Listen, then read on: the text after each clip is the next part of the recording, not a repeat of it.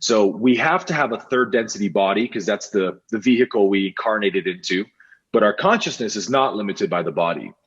So we can ascend to the fourth density by, again, having that loving awareness of the universe, that all is one, all is myself. And the more we engage with it as if it is all me, the more and more the vibrational state of our own consciousness or frequency will expand and increase into a fourth density frequency. And really that looks like what we call enlightenment or enlightened beings. An enlightened person is somebody who's realized that I am everything, right? And that's what love means.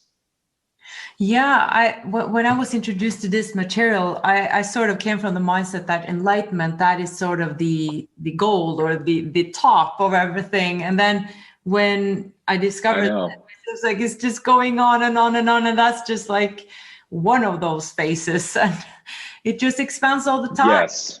So what we call enlightenment, we very much view it as like the finish line, like running across the red ribbon of the finish line with your arms up, right? And in a sense it is, because it's the end of the person or the belief in separation, the ego. But really it's just the beginning of the next phase of your evolution. And Ross says that this third density is by far the shortest and the most intense of all the densities. Ra actually says in one passage there is over like 100 times more suffering present in third density than any other, or it's like 100 times more difficult, because third density is all about what Ra calls the choosing between the positive or the negative polarity. And we have to choose by experiencing an equal amount of both polarities. So it's not that the whole nature of the universe everywhere is this constant fight and battle between the two polarities that we call suffering. So that's actually just a third density experience, and your soul will gravitate one way or the other based on all that incoming catalyst you experience.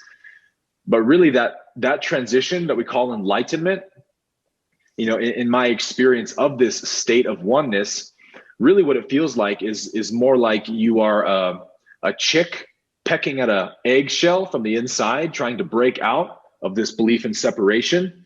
And while you're in this eggshell of third density thinking, this appears to be the whole universe, just this cold, dark place. Why am I here? Who's done this to me?